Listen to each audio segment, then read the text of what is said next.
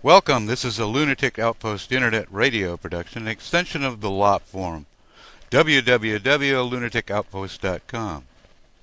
I'm Nolo, and today our topic is exploring and examining the paranormal. Contributors to the LOP forum have expressed interest in such areas as ghost hunting. So we have with us here in the LOP chat room our guest Greg Latimer, who also hosts Paranormal Explorations. Greg, if you'd introduce yourself, tell us a little bit about yourself and, how you go about doing what you do. Well, hello, Michael, and whoever else is listening in. My background is as a investigative reporter and also engaged in private investigations after being a police evidence photographer in the LA area. My wife has been a teacher for 30 years, and that's the skill set we brought to this when we decided to expand her business into paranormal explorations of buildings and other locations here in Maine. And then we've also been on a Western Caribbean expedition that took us to the Rose Hall Great House in Jamaica, Johnny Cash's house in Jamaica, and the San Gervasio ruins in Cozumel. We also publish a magazine, Mysterious Destinations Magazine, that is online at that same URL, mysteriousdestinationsmagazine.com. And we have a number of the videos that we've taken at locations that we've explored. We also tell people how they can go to places and engage in their own explorations. So with that in mind, I know a lot of people, they collect ghost stories and they report sites and all that. For further investigation, do you accept those submissions, and how would they contact you? Oh, definitely. We're always interested in new submissions. We're also interested in anyone out there who may happen to know where a footprint called the Zapata Track out of New Mexico is located. We're also interested in anyone who may have observed cryptid activity of sea serpent-like critters in the San Francisco Bay Area and also in certain lakes in northern Nevada. So we're always looking for information, and the way to reach us is to go to mysteriousdestinationsmagazine@gmail.com, or just go to mysteriousdestinationsmagazine.com and hit our Contact Us button and send us an email. Please include your phone number, and we're more than happy to follow up, and we're in touch with people all over the Western Hemisphere all the time regarding mysteries we're tracking down.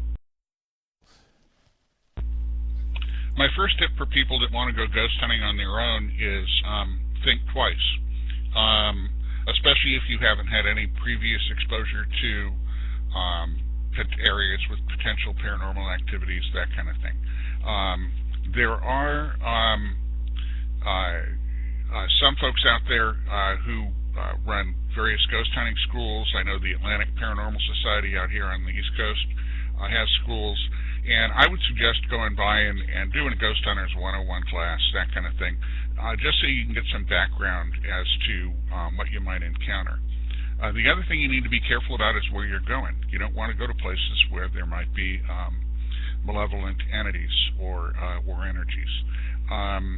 But definitely, if you're thinking about just trotting off and ghost hunting on your own, the best thing to do is to think twice about it. If you're looking for, and Michael, do you need me to take a break with the information you're getting on the Can't Hear Your side? Okay. Moving right along. In terms of ghost hunting equipment, and this is the kind of stuff you can just do if you're on vacation. If you're not into going into places that are known for the paranormal, and or trying to contact paranormal entities. Your digital camera is one of the most effective ghost hunting tools available, and digital in particular because the digital camera tends to process an image as opposed to make an exposure on film, and it also has a much more infinite depth of field or range of focus. So you're able to capture some items on there that you wouldn't be able to capture on a 35 millimeter as easily. And when you're taking photographs in areas that may have some paranormal activity, don't delete them until you've had a chance to look at them in large scale on your computer. And when you're in there looking into your computer, you need to very carefully regard what you're seeing. Sort of look for anything unusual, because anything unusual may have to do with paranormal activity. Also, a digital voice recorder, if you want to do EVPs or electronic voice phenomenon, is a good tool to have and also easy to find. For the next step up, a good electromagnetic field detector is a fine piece of equipment to have. We use different varieties, but the electromagnetic field detector that always comes out of my belt first is a standard electromagnetic field detector that only detects electromagnetic fields. It doesn't incorporate some of the other things that might be incorporated in equipment like a Mel meter, which combines a variety of different items that are happening in the atmosphere at the time to discern the possibility of paranormal activity. K2 meters, I believe, have a variety as well. We also use a cell sensor, which is a little sensitive to cell phone electromagnetic field activity, but it extends its range a little bit. But the thing I like about just a good old electromagnetic field detector is that's what it does. It simply detects electromagnetic fields and nothing else. So if you find an electromagnetic field where it shouldn't be, in other words, where there isn't any electricity being generated, then you've got an anomaly there, and an anomaly could be indicative of paranormal activity. The list of other equipment goes on and on. There's everything from lasers that sort of light up a field. You can see if something's moving in them that you can't necessarily see with your eyes. The use of infrared photography in cameras, if you can afford an infrared movie camera, that's a great tool to have because it's seeing a field of spectrum that you can't see. There are full spectrum cameras out there. I'm not sure how much I recommend them. A lot of them are simply movie cameras that have been tweaked to allegedly deal with the full spectrum. And since I'm not in control of the tweaking, I don't know how well they actually function. Once again, I'm pretty much an evidence guy. My wife and I say we don't believe in ghosts. We would believe in anomalies. When we spot an anomaly, we like to record that, and we like to leave it up to the viewer to decide for themselves. Michael? You have these compiled on your website, these stories and these films and this evidence. Evidently, you archive these things so folks can go and look up some of these. But, however, do you have any particular stories? I'm thinking we've shared a lot of ghost stories here ourselves. Okay, Michael's asking about some ghost stories. I understand some of you folks can't hear them out there. And by that he means investigations we've done that have had some interesting results. The humorous doesn't come to mind right away, although I could probably come out with one. There's always been the unexpected, and especially unexpected when you really don't need it to happen. And that brings to mind the story of Night at the Silver Queen in Virginia City, which you'll find posted on the website at MysteriousDestinationsMagazine.com. You need to look in the left-hand navigation bar. You'll see a Virginia City. Click through there. But really the best thing to do is to scroll all the way down to the left-hand side of the page and click on our library, because that's got everything in there. And anyway, we'd already had a long day. We'd started the day in Sacramento, where we'd spent the night at a haunted hotel over there, and we did some explorations in Old Sacramento. And then we headed up to Virginia City, where we were meeting Debbie Bender, who runs the ghost tours up there in Virginia City with her crew Bats in the Belfry. And we headed up in the mountain at night, not that much fun. Got there just in time to meet with Debbie, and then Debbie took us out all around Virginia City, including a long session inside the Washoe Club, which many people are familiar with from the Ghost Adventures and the multiple other television stories that have been up, or television series that have been up in the Washoe Club. We had some interesting experiences there. We did have some orbs on the cameras. I don't know how many of you know about orbs, but they're a little controversial. But we did have some orbs on the cameras. We had some flashlight responses from one entity in one of the rooms. And we had a couple of equipment issues where in some locations the equipment wouldn't work. So it was a long night to start with. Then we went out afterwards with Debbie and her friends and had a couple of drinks at one of the fine saloons there in Virginia City. And when we got back to the hotel, and you got to understand, this is a hotel built in the early 1800s. There's a bar downstairs. the lady that runs the bar in the hotel, she's the one that hands you your key when you go in the evening. And then they actually closed the bar down. So we'd gotten our key. It was supposed to be for room 11, which is well known for haunting with a ghost named Rosie. So we went to room 11 and tried the door, and the key didn't work. We looked down, and we got the key for room 12, which is, at that point, we were tired enough to just say, no problem, room 12 will be great. And we went over there. It was actually a nicer room, just not with quite the same reputation as room 11. Nonetheless, we went out and checked the hallway over near room 11. We'd been in there earlier with Debbie Bender and her group, and we found electromagnetic field anomalies, especially around the door of room 11, that hadn't been there prior to that.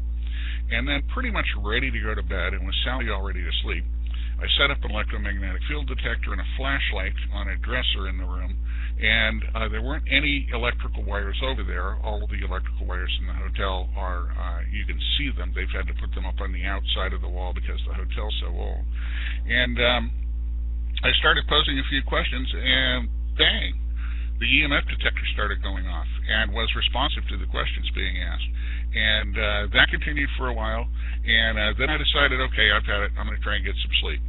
Well, whatever we were dealing with in there didn't necessarily want us to get some sleep. I had left the EMF detector on during the evening, and within half an hour, the EMF detector had pegged enough to make the audible go off on it, and that continued through the night. About every half hour, every 45 minutes, the EMF detector would go off audibly, and it kept us up pretty much all night and into the morning. I was hoping into the morning maybe we'd catch a few hours sleep, but nope, sunlight's coming through the windows, and that EMF detector's still going off.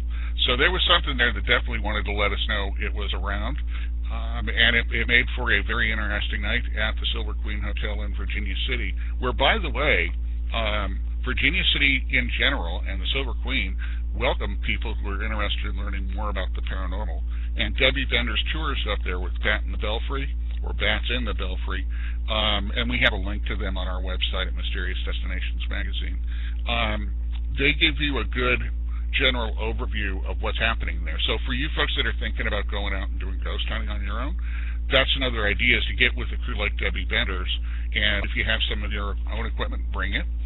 If not, sometimes they're able to provide it, and that way you can go in and be a little safer with your exposure to these environments where some of this paranormal activity takes place. But Virginia City is definitely one of our, I guess it's a little humorous, but one of the adventures we had where we would have really rather have been going to sleep instead of staying up all night, and we had a long day ahead of us the next day. All right. Is there any questions? I mean, we can field questions here from the chat room. Anybody have anything to ask, Greg? Okay, this is Greg again for the person asking about any ghost hotspots in Oklahoma. Essentially, I would say yes. I'm sure there are some ghost hotspots in Oklahoma. We haven't been there quite yet, but we travel quite a lot in terms of getting material for the magazine. Last November, December, we did 7 states and 3 countries in 4 weeks, all with carry-ons, and that included a cruise, all doing ghost research everywhere we went. And I tell you, Google or any other search engine is a good way to start, and feed in Ghost Oklahoma and see what you find. And we tend to sort them out into those that we feel are most credible or most unusual. And we don't limit ourselves to ghost at MysteriousDestinationsMagazine.com. We also do cryptids. We do aliens and outer space and that kind of thing. If we run into that, we haven't done any of that yet. But if it's mysterious, we're definitely interested in looking into it. Stand by and I'll see if there's any other questions popping up here. Okay, I've got a question here from Liberty, or 2 of them, regarding EVPs. Okay, and you're asking if fakery is involved and that kind of thing. I wouldn't be able to talk knowledgeably about that because I'm not involved with those shows in terms of the fakery. I will say this about EVPs. Usually they're pretty subjective. You've got to listen pretty carefully. Sometimes what sounds like a simple noise on your digital recorder, if it's played more slowly or more quickly, it turns into a word of some kind. unless you get, I've heard few very compelling EVPs that translate without a lot of translation. That's what I look for in an EVP. But there's a lot of people out there that are doing stuff, and it's all a matter of how far you get into the area of subjectivity with research like that. We try and stay away from subjectivity and go with as much hard evidence as we can. So you won't see us, we use EVPs as a tool. You won't see us using them a lot in our reports because we seldom, if ever, get anything that's incredibly compelling. Okay, one of the questions was how do we connect with other groups? I've got to say we do that with we're always open to talking with other groups. It's not one of our big objectives. With groups like Debbie Bender, who with Bats in the Belfry is already running something similar to what we do out here, that connection I would typify as mostly professional. We don't go out of our way to connect with other ghost hunting groups. Our approach to exploring the paranormal, as I said, is very much based on factual evidence gathering, and we always take a journalistic slant on it. Our take on it is always, here's a videotape you can watch, and when you're finished watching this videotape, decide for yourself. And we point out where the anomalies are, and then folks can decide for themselves what they want to do. How did you get into this? How did you start? I mean, how is it that you fell into this line of work? Okay, that question for Michael about how did I get started? It's a story of transferable skills and my compelling feeling that I like to investigate things. And as a investigative reporter back in Los Angeles, I specialized in serial killings. I did some other investigations as well as that. Sometimes that can get a wee bit dangerous and a wee bit controversial. I've been followed by everyone from law enforcement authorities to the bad guys sometimes in that line of work. And so we just sort of took those transferable skills as I got older. I'm still working for a newspaper up here in Maine. I received an award for investigative reporting about 10 years ago in regard to that work. And my wife was running a walking, basically haunted history walking tours at 5 towns up here in mid-coast Maine. And she had a lot of people on her tours that were interested in learning a little bit more than just the passive part of standing outside the building and watching. So we actually began to incorporate some of the tours with an area ghost hunting group. And we worked with them for about a year in a variety of different ways. And then decided to start doing our own thing after dealing with them and learning from some other folks a little bit about that. But once again, we always fall back on the investigations basics wherever we go. So we're not running around in the dark and screaming, but we are having some very interesting experiences. And so that would be what led me to that is my wife's business, my continued interest in investigations, but finding it might be a little more fun and a little easier to investigate mysteries than murders. And so that's how I find myself here. I'm wondering though, has any of your interactions gotten to the point where you say you're interacting with the ghost and it leaves the haunted area, or the intensity of it increases, or something like that? Where you get a feedback a little bit above and beyond just simple, I register, this on the meter, where you have an actual, turn this light off and it turns off, or something like that. No, we haven't. We do have what we call flashlight sessions, and the flashlight sessions are somewhat controversial too. I actually wrote an article about them that's of course posted in the magazine. And we do have responses to the flashlight sessions that appear to be intelligent responses. However, there are a number of people out there who have pointed out issues with the flashlight itself that may cause it to go on and off. And I'm sure anyone that's watched television has seen the various groups doing a variety of different flashlight sessions. These days, they tend to use the mag-type lights that have a rolling front element or revolving front element that is used to turn the light on and off, and then it's set at about just off, or sometimes just on, depending on the individual doing that. And then you essentially deal with the entity or whatever the creature is, because we don't know if they're ghosts or quite what they are. We just know that they're anomalies. And you ask it questions, and you look for it being responsive. We've actually had some of the questions answered by a flashlight that appear to almost show emphasis by the brightness of the light. Sometimes the light comes on more dimly, sometimes it comes on brighter. Sometimes it takes a little while to build rapport, for lack of a better term, where you start to see those things happening. We have a fairly good example of using a flashlight as a tool to explore the paranormal in our article about the Johnny Cash house in Jamaica, where we literally walked in, and within 10 minutes we had very strong EMF anomalies in a hallway where Johnny Cash himself had spotted apparitions. And then we started getting flashlight responses from an entity that identified itself as June Carter Cash. So that'll give you some idea about flashlights. You'll also notice, if you watch that video, we've got two electromagnetic field detectors. Well, we've got an EMF meter and a mel meter right next to the flashlight, and they're both registering an anomaly as well. So that's another example of what I call preponderance of evidence, or gathering a lot of evidence on one thing.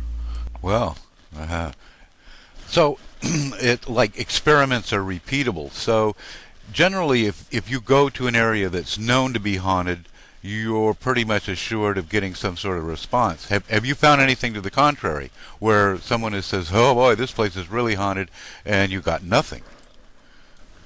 Well, I guess that's why they call it fishing and not catching. We have had a lot of experience with one particular building in Bath, Maine, called the Winter Street Center. And we've had some very interesting and unusual experiences there on multiple locations inside the building. And usually it's fairly consistent, and especially, I think, once the paranormal critters get to know you, for lack of a better term, it's a little easier to have a rapport with what's going on. But that could change. We went by there one night on a full moon night, and we thought, boy, full moon night, this is going to be a big deal. And we had an area in the downstairs where we had previously made contact with a whole slew of little entities that identified themselves as children, and then some adult female entities in the same area that seemed to be sort of taking care of the children, for lack of a better term. And this whole area of the building had once been a hospital during the influenza epidemic of 1918. So there were a lot of people that probably passed away down there, and some of them were probably children. Well, on this particular full moon night, we couldn't get any of the responses from our regular friends, for lack of a better term. Instead, we found a massive EMF anomaly in part of the room where there had never been one before. And when I'm talking massive, I'm talking about an anomaly strong enough to bump the meter up past halfway, cause it to go audible now and then, be strong enough for that, and was physically large enough to be about 7 feet high and about 5 feet wide, as far as we could tell. Now, we're not sure what that is, but when I talk with other folks that are involved with paranormal research, they use the term feeder sometimes for that kind of situation. The speculation is that perhaps there was a powerful entity there that night that really didn't want to let the other critters come out to play. So even with places you're familiar with, even with places that you've had a history of paranormal activity with, you're going to have some variations. Another location that we do an overnight at is the Tipsy Butler B&B in Newcastle, Maine. And that has 4 rooms. We actually still have 2 left for this year's event, which is on October 26th, the Saturday before Halloween. And the first year we did that, we had some small incidents that happened in various levels of the location. And this location has a huge anecdotal history of being haunted by they believe the ghost of a lady named Myrtle Gascoigne, who used to live at the house and also had an antique store nearby. But in terms of something really compelling, it wasn't until about 2 o'clock in the morning, and we left our guests there, each with an electromagnetic field detector in their room, and also with some items called trigger items that are meant to catch the spirit's attention. And here's this little old EMF sitting there, and all of a sudden at 2 a.m. it just pegs. It goes off so loudly that the husband, who is a volunteer firefighter, thinks his pager's going off. And then the lady in the couple gets up and looks over, tries to take a few pictures, and then the thing just stopped. And I'm not sure if we ever clarified what reason this was, but maybe she wanted to get some sleep. She moved it over to a coffee table in the center of the room. And at about 4 o'clock in the morning, once again, it pegs. And then goes off again. Now, the only explanation for that, because the electromagnetic field detector was not responsive to anything but those two incidents that evening, is there's an electromagnetic field moving around that area, apparently on its own, but who knows. But at the very minimum, there's electromagnetic field moving around that area. Now, you can decide what it is, but if I had to guess, I'd say it was probably Myrtle. And so that was 1 year there. We come back the next year, and it never stopped. The first people that came into the building, something started turning the bathroom light on and off in their bathroom when they went there, and then the activity just kept increasing. We actually have that documented on MysteriousDestinationsMagazine.com. I have left up on the magazine right now this past month's edition, which was about Maine, and you'll see Visiting Myrtle. That is the article that will link you with the YouTube video. If you want to sit down and watch that video, have some popcorn or a beer or whatever, because it's 40 minutes long, and that's edited. And so that's how much activity we had last year there. Well, is that going to happen again this year? Heck, I don't know. It all depends on Myrtle, circumstances, and other things. So the most we can do is sort of offer the platform for the paranormal critters to utilize if they want to talk, and some of them want to, and see what happens. And to finish the Myrtle story there was a lady that was using dowsing rods late into the night, and after hours and hours and hours of almost continual activity, and she was getting good, solid responses to her dowsing rods. She said, "Okay, Myrtle, well, I guess it's time for me to go to sleep." And the dowsing rods just started crisscrossing wildly. So I think Myrtle probably still wanted to talk there. Michael? That's pretty cool. All right. Now, a lot of the description of this has been the ghosts are kind of locked to a or ghost, whatever you want to call it, have been locked to a certain location. Now, you did mention that this one feeder was moving around in the room. I wonder, is there a case of there's a traveling ghost would be hard to pin down, but has there ever been a ghost attach itself to ghost hunters and whatever, or, move into your environs? I haven't experienced that personally, thankfully. We actually take precautions in that regard. We say a non-denominational prayer before we go in with the whole group before the ghost hunt starts. And then at the end of that, we say another non-denominational prayer, thanking the entities in that building for speaking with us that night, and then telling them that we'll be leaving and that they need to stay where they are. I have heard anecdotal stories of ghosts attaching themselves to people. I have even seen one group advertise a location where they were bringing people to do a ghost hunt and saying, "Be careful, because sometimes these go home with you." And I was thinking, what an awful idea for a place to do a ghost hunt in. So yes, there's anecdotal evidence out there for that kind of thing. I haven't heard of it. I haven't experienced it, but I also don't want to experience it. Therefore, we go through considerable trouble to make sure it doesn't happen to us or any of our guests. Michael? Oh, yeah. We have a question here about orbs. Can you tell us something about them? Or what sort of paranormal entities or whatever are they, do you think? There's a whole group of people out there regarding orbs that simply disbelieve in them, and that includes some large paranormal research groups. The feeling with the people that completely disbelieve in the orb is they believe that orbs are anomalies within the digital cameras they're using. In other words, either the digital camera itself has an anomaly, or because of the extreme focal range of digital cameras, they're able to see a bug or a raindrop up close to the camera that you might not be able to see with your eye when you're taking a picture. But later on, when it comes out, you've got this huge thing in front of your camera that looks very compelling. And in fact, I've taken pictures of rain, actually down at the French Quarter in New Orleans, where I was taking available light, and then we did some shots with flash. And you have a bunch of compelling little circles in the photograph, which in that case are essentially raindrops. However, I was on at a scene once where they were doing a Red Cloak Haunted History tour, and there was a young lady there from Texas using her camera, and there's sort of a universal look you get on people's faces as they photograph things, and then they check them. And all of a sudden, she just stopped and stared, and I checked it, and we had a highly anomalous image, a circular one, actually on the homepage. You can see it on the homepage, I'm sorry. It'll be up there for the next couple of days at Mysterious Destinations magazine, because we caught it in Maine. And having been a police evidence photographer and readily familiar with photographs and how they work, there wasn't anything in the environment at that time that could have created that image anomalously. There wasn't any rain, there wasn't any mist, there wasn't any bugs.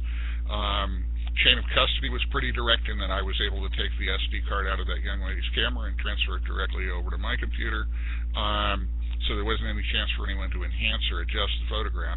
And quite frankly, that is one of the rare orb photographs that I can say I can't explain what it is. It's an anomaly.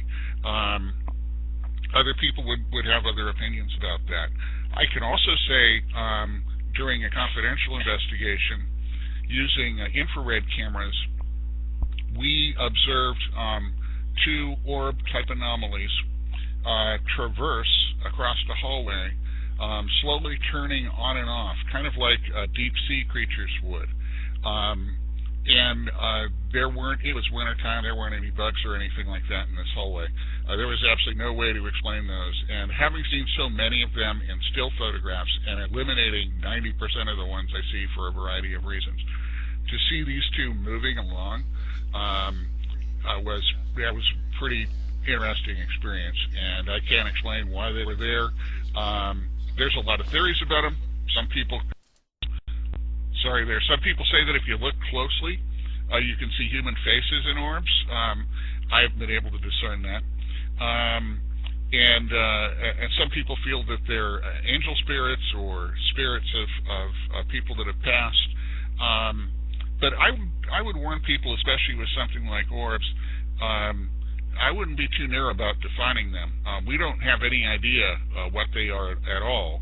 And there's a huge argument that they aren't at all. But frankly, I believe that there are anomalies out there that are circular shaped that we generally refer to as orbs that can't be explained through any normal science, which makes them an anomaly. And one of the things that we're looking at writing an article about is, are orbs actually cryptids? Are they unknown animal species? And that's something we'll be looking at in the future, MysteriousDestinationsMagazine.com. Okay, got a couple of questions here piling up. What's your favorite piece of equipment to use? I might have gone over that before, but I went over it so many times. My favorite piece of equipment to use is a standard electromagnetic field detector, one that serves one function and tells you when an electromagnetic field is there. These were originally developed for use in workplaces. Sorry about the break there. So that people in their workstations, the electromagnetic field could be measured around them. It's sought to affect your health and that kind of thing. But they've since been adopted for a lot of ghost hunting type use. And it's a good instrument because it's there to analyze one thing. My other go-to piece of equipment is always my digital camera. I also keep a movie camera handy, and I do keep a full spectrum movie camera handy, although I tend to doubt what I see on it. Michael. Okay, the other question here is, what's the most haunted or anomalous place that you've investigated? Now, I know you go to down to Mexico, and you've been to New Orleans, and been to some rather, famous or infamous haunted places. Which would you say is the most? I would have to say number one, the most was the Tipsy Butler in Newcastle, Maine, because we had such long activity all night long. However, the Silver Queen Hotel and the Washoe Club, and I think probably just about anywhere you go in Virginia City, you're looking at a variety of types of activity that would tend to indicate that there are different paranormal critters running around in that environment. And of all the places, Virginia City is definitely one of those places you could go, spend a weekend, and probably have some interesting experiences if you were out nosing around with an EMF detector, and especially if you hooked up with a crew like that's in the Belfry. The Johnny Cash House in Jamaica, another one of those places, but just because we picked up so immediately on EMF anomalies there, and then the flashlight experience, and then we later on had an experience with one of our investigators who was female using dowsing rods, and these are copper dowsing rods, and she was getting responses from an entity that identified itself as one of the former owners of the building when it was a plantation in the 1700s. And the interesting thing about this is the dowsing rods would cross in order to answer an affirmative or negative, or they'd spread apart if it was negative. But then, after a while, after answering these questions, as it were, they would sort of swing back and rest on her breasts. And this became so obvious that even the Jamaicans that were with us started laughing. Her husband was turning a little bit red. And so once again, we have a situation where we got so much going on inside of one house, and one ghost that seems to have libido after death. In fact, it caused us to write an article in the magazine about libido after death, where we talk about that experience, but we also investigate some of the older succubus, incubus, that kind of thing, and some other sort of kinky stuff that we were able to throw in there. And that's in the library as well, and kind of a fun piece. We like to have a little bit of fun with the magazine whenever we can. Okay, can you walk us through, say, a typical setup for when you go to a location, the steps you take, how you do your setup and all? Can you describe some of that to us? Well, before we bring any guests over to a location, we go there ourselves. And number one, we see how we feel. If we feel apprehensive, ill, anything like that, we may not want to go back to that location with guests. Number two, we'll do an EMF sweep of the area, which is usually where we pick up our first signs of electromagnetic field or anomalous activity through electromagnetic fields. To see what kind of responses we get there, we might photograph the area, and we might try a couple of short flashlight sessions or EVP sessions to see what we picked up at. Then when we come with a group, we come in well ahead of the group. We once again do a sweep of the building to ascertain if we feel any kind of negative energy or sort of what's going on tonight. And then we come in, and because we have groups that come with us, we assign people different types of equipment, and then we'll go to various locations in the building. We'll first do an EMF sweep of the room. If there are any EMF anomalies, we'll center on those, and then we'll generally set up a video, EVP, flashlight, and EMF session all at once. And basically, we'll find a place to set those up. We'll put the video camera on that, and we'll start posing questions. So usually yes or no questions are the only ones you can pose. If you have something that's responsive to your EVP, and once again, it's pretty subjective, you can ask it to speak into the EVP, and sometimes that could allow the entity more of a response than yes or no, which can be a pretty frustrating way to do business. We do tend to refrain from asking the paranormal critters to move objects around the room, that kind of thing. And the other thing, and this is important, and I should have mentioned it earlier, is we never, nor do we allow our guests to, taunt or harass or challenge these entities into being responsive. That's just bad juju is the only way to say it. Michael? Okay, this is kind of drifting a little bit, still paranormal activity, but do you have any thoughts on, people are asking, a lot of times you can confuse, say, orbs and all with UFO type, activities, or some anomalous things can be, we move into the area of cryptozoology. Do you have any thoughts on this? Oh, yeah. Actually, cryptozoology is even a more favorite subject than the paranormal. As I mentioned earlier, I believe orbs may be considered a cryptid. I also don't rule out that they could be an alien source or even a form of life that is living in another dimension that drifts back and forth, or a form of life that we don't usually see because they can turn themselves off as they did in that infrared that I was talking about, where they were shining off and on. And as I said earlier, my feeling is it's an anomaly. I can't explain it, and then I leave it up to the reader to decide what they think it is based on the evidence I've been able to collect for them. So I don't rule anything out. I'm if I had to form opinions, I would be more of the opinion that the anomalous orbs are less ghosty type things, as we would consider ghosts, basically spirits of human beings that have passed, as opposed to entities unto themselves. So that would be my first thing in terms of orbs. In terms of other cryptids, we run into a lot of stuff. We actually spent some time with a couple of fellows in San Francisco. They're twin brothers, and something like 15 years ago, they watched a large serpentine sea serpent come up on the rocks right in front of them, chasing a sea lion. And ever since then, they've been dedicated to obtaining film and still pictures of anomalous objects on the water in San Francisco Bay that they feel are large serpentine sea serpents. This, of course, is near the area where Cadbrosaurus has been spotted up in British Columbia. Cadbrosaurus is an unproven creature as well, a cryptid. But throughout history, we've had a lot of serpentine-type sea serpent sightings. In doing the issue of the magazine that's up right now in Maine, we had a chance to talk with Lauren Coleman, who has the International Cryptozoology Museum in Portland, Maine. And Lauren told us about a species of a whale that's thought to be extinct that was very, very snake-like. You see, the problem that we have with the serpentine sea serpents is almost universally they're described as coming up and down out of the water, as somehow able to locomote by moving up and down on a horizontal plane. But if you look at snakes, and if you look at other critters that are shaped like that, and fish, and how they locomote themselves through the water, it's always side to side.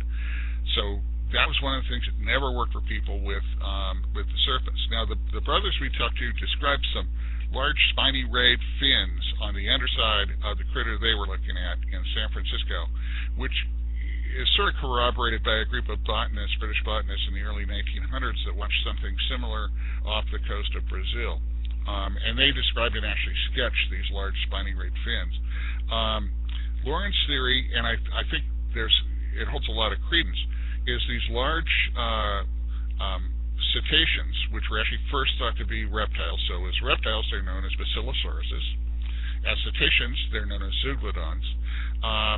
And that these critters not only locomoted by coming in and out of the water, with the tail going horizontally, like all whales do, and like a lot of people describe sea serpents doing, but they also had an unusual spine that would allow them to sort of turn on a dime if they had to. And they were big. There's an excellent fossil record of these, especially down in the southern U.S., and we're talking about critters that were 160 feet plus long, which matches some of the descriptions for the sea serpents. So we look at sea serpents and other mysteries all the time.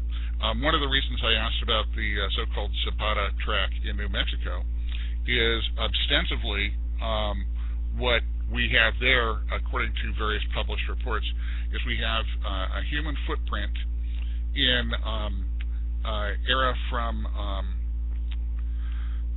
forget the era, but it was like, it's from a rock strata that contains dinosaur footprints. I'm sorry, it's a Permian era.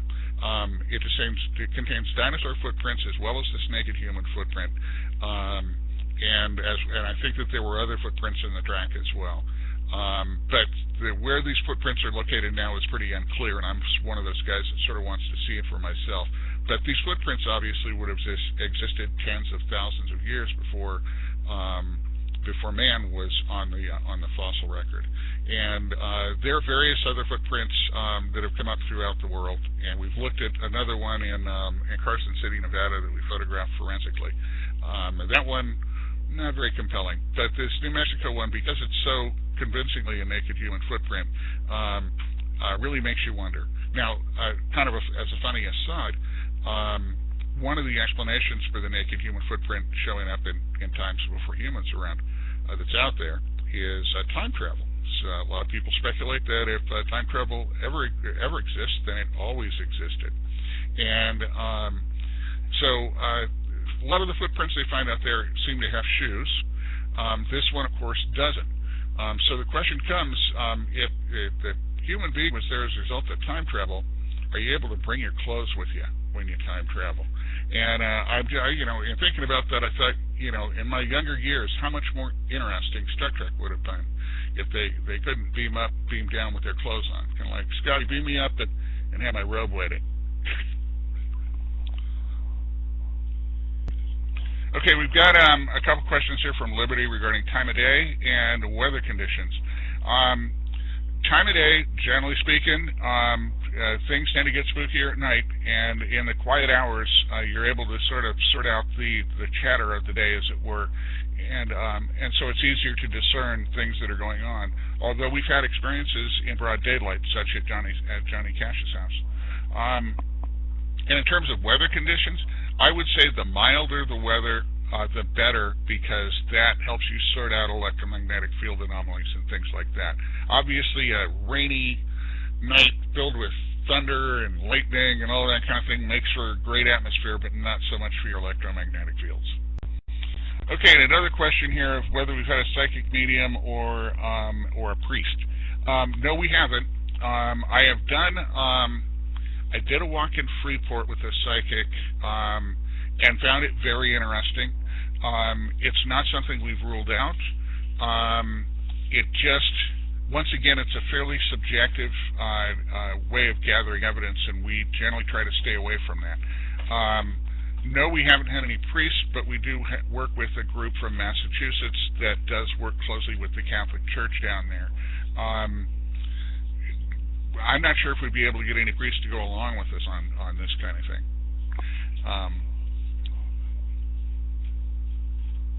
And I've got a question here again from Liberty. The most anomalous place I've investigated are also their countries that seem to have more anomalies, generally speaking. I'd have to say the most anomalous place, once again, back at the Silver Queen Hotel in Virginia City, or the Tipsy Butler B&B in Newcastle. Winter Street Center in Bath, Maine would be right up there as well. Are there countries that seem to have more anomalies, generally speaking? One of the places that I've found is Jamaica. There's a lot of stuff going on in Jamaica. It's kind of like a really big New Orleans. They have such a history of mysticism on all different levels there. Jamaica is one of those places I could probably spend 3 weeks in.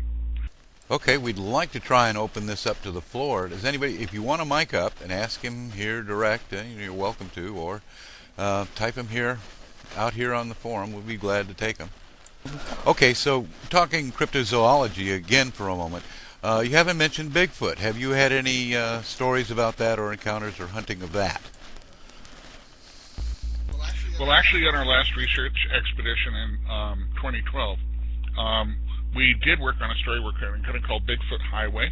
We haven't published it yet, but while we started our various activities up in Vancouver, Washington, and then started working our way down, we took the Bigfoot Highway, Highway 101, from Central Oregon down into, actually all the way to San Francisco.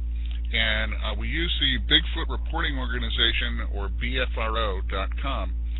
They do a very skillful job of compiling sightings of Bigfoot. And we took a list of those sightings that were people had actually seen Bigfoot from the 101 highway up there. And we went to these locations and videotaped at them and explored around, hoping that perhaps we would see something. We didn't. And we even brought some jack-o'-lynx or beef jerky with us to try and tempt them out, but it really doesn't seem to work as advertised. I think that Bigfoot is one of those critters that is going to be confirmed at some point, because there's too many reports in too many locations, and there's physical evidence that a lot of people are overlooking. It's just a matter of time. People need to remember, all the doubters out there need to remember, that the cute little panda bears we love to look at in the zoo, they were considered legendary animals until about a generation ago. Same thing with mountain gorillas. My last name is Latimer. There's a fish out there called Latimeria latimeria, and its Latin name because it was discovered by a lady named Mary Latimer in Durban, South Africa, and that fish is the Coelacanth. It was thought to be extinct for 70 million years. And then more recently we have giant squid. And one of the things with giant squid that we're not getting as much of with Bigfoot is we had a variety of evidence with giant squid, from scars on whales to carcasses found in whale bellies to pieces of them washing offshore. But the public, being what it is, demanded sort of the real thing, and it wasn't until the one fella got the pictures of the 15-foot one that took some bait about 300 feet of water off Japan. And then they ended up getting the very large one in the Tasman Sea, and so now there's no debate about it. In fact, there's 2 identified species of giant squid. We wanted to go looking for these critters too, and one of the places we've been is a little place called Las Barilas on the Sea of Cortez side of Cabo San Lucas, about an hour and a half north and east of Cabo. They have some big deeps there, and we've actually caught some very large squid called Humboldt squid in that same area. But also in the same area, the History Channel actually attached a camera with a light to a Humboldt squid and let it run out about 1,200 feet of line. And at that depth, off in the shadows, and I think you can still see this on the History Channel, it picks up the reflection from an eyeball, a bunch of huge tentacles, and a beak. And even a layman can just look at it and go, whoa. I mean, that thing's huge. They measured the eyeball reflection to the beak and claimed that the critter was about the size of a school bus. So there's always new stuff out there to be discovered, just like they discover new species all the time. We're thinking Bigfoot's a good probability.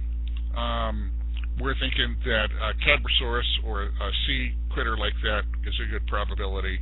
And we're even thinking something like Orbs might be a good probability for the next cryptid to come out. Well, speaking of which, cryptids, the Discovery Channel has run a lot of stuff here on mermaids. Some of the more compelling evidence seem to be some of the tools that they found. I'm just wondering, since you're near the seacoast, if you've run into any stories of mermaids or artifacts from mermaids or anything like that. The Discovery Channel mermaid shows, as a lot of you folks out there know, it's essentially 100% made up. I got to admit, when I tuned into the first one, I was taken for about the first 5 minutes, and then I'm going down. Oh no, this is too good to be true. This couldn't be happening. And so far we haven't seen a lot of compelling evidence for critters like mermaids. We found evidence for things like manatees that might look like a mermaid when it's wrapped up with a little sea kelp and you've been on the ocean and haven't taken a bath for the last 8 months in your square rig sailing ship. But so far mermaids haven't been anything we've run into that we've been able to pin down to try and investigate. Okay, back to the lurid, I suppose. We got a question here about you or any other investigators that you know of have been threatened by the entities that you're investigating. Now, I noticed you mentioned when you survey and scout out a place, if you felt kind of any malevolence or danger to the thing, that you wouldn't press it any further. But I'm just wondering how far you have been, say you're knee-deep in a situation and suddenly it so-called turns on you. Have you ever been threatened, or do you know other stories of other investigators that you know that have been threatened? I worked with one of the ghost hunting teams that we worked with had an experience in Maine where that was separate from us, where she essentially taunted an entity, and the next day had what are known as paranormal scratches. These are scratches that look like you've got obvious bruising of the capillaries down subdermis, but you don't have any abrasion at all on the epidermis and dermis. And very unusual looking things. I've seen them twice. I'm glad they weren't on me. I'm glad that I didn't make the kind of mistakes that would cause that kind of thing to happen. I did have one experience at a location I won't disclose, where I had the feeling something malevolent was coming up next to me, and actually tried to reach inside of me. And that's something you've got to sort of shake off and shun and say a few prayers. Make sure that you're coming out of there okay. And the entity we had at the Winter Street Center that didn't seem to want to let the other entities play with us, well, nothing malevolent came out of that. It gave me cause to pause because it was not usually there, and it was rather large, and it was rather strong in terms of the EMF signature put out. So we sort of walked out of that room when we could. Liberty, you have a question? I do. I appreciate you joining us tonight. I'm curious, could you tell us about your very first experience in investigating these anomalies, sir? Yeah, well, actually, it was some time ago, and there's been so many. I would say the very first time we went in there, well, actually, the very first time we were doing this, I was doing it with a ghost hunting crew, which is sort of where I got my training. And that would have been at the Winter Street Center. And we used a variety of methods, which was a great education. And we got some responses, which was a sort of a nice reward for going through all that. I have had personally experiences prior to when I started into this. Maybe I'm sensitive, who knows, but I've had experiences I definitely can't explain, and in one case it was witnessed by someone next to me who I didn't tell about what I'd seen, and she didn't tell me what she'd seen until sometime much later, and it turned out we'd both seen the same thing. And that was actually at a rosary service for my grandmother. And as Catholics know, that's when the soul leaves the body, and we actually witnessed something leave the body and circle the chapel. I had a number of those beforehand, but initially we took to this very slowly, carefully, and cautiously. So we didn't have anything very exciting happen at the very first ones. Michael? Okay, any other questions? Just click your mic and speak right up. Now's your opportunity. You had mentioned something about wanting to investigate aliens or UFO phenomena. Have you ever had a case where you had a combination of paranormal and UFO phenomena in the same case? We haven't, in terms of magazine assignments and other research we've done, we haven't had a chance to do as much UFO stuff as we'd like to. I'll put it that way. In terms of that kind of intersect, in some of the research that I did on Bigfoot, there is some speculation out there by some folks that Bigfoot may be an alien contraption or an agent even of aliens. So if you're interested in that kind of thing, that's an intersect that I'd look for. We haven't had time to research that thoroughly, but we do have on, because we have to collect so much information for these stories. We do have that on the radar, so you will be seeing us covering something about aliens in the future. Okay, thank you. Any more questions? Okay, we can wrap this up now. Greg, I hear that you might be having a book coming out. Can you tell us something about that? Yeah, we're in. I've signed my end of the contract with the publisher who will be doing a book with me, basically here in Maine, about the haunts and ghosts of the Damariscotta region. Whoops, I got cut off on. I'm not sure where.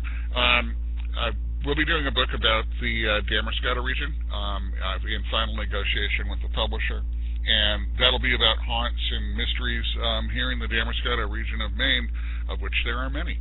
And that'll be coming out probably in the spring of next year.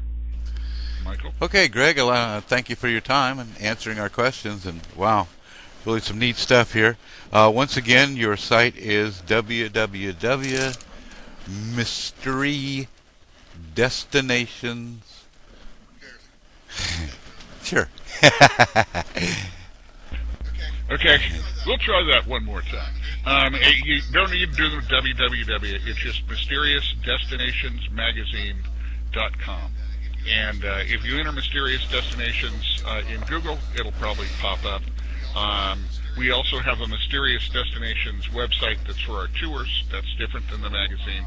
So mysteriousdestinationsmagazine.com. Feel free to use our Contact Us button or our email address of mysteriousdestinations@gmail.com, and we can certainly continue this conversation that way. And if anyone has any information out there, any ideas of places for us to go, we're interested. We're planning an expedition sometime within about a month or so in the northeast area, New Hampshire, that kind of thing. We already have some locations there. And then we're also planning an expedition next year into the southeast or into the New Mexico and desert area.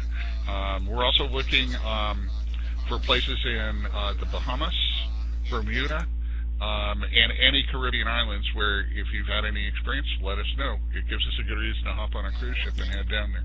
And I want to thank everyone for joining me. Cool beans, and thank you very much, Greg. This has been a LOP Radio Productions. Thank you all.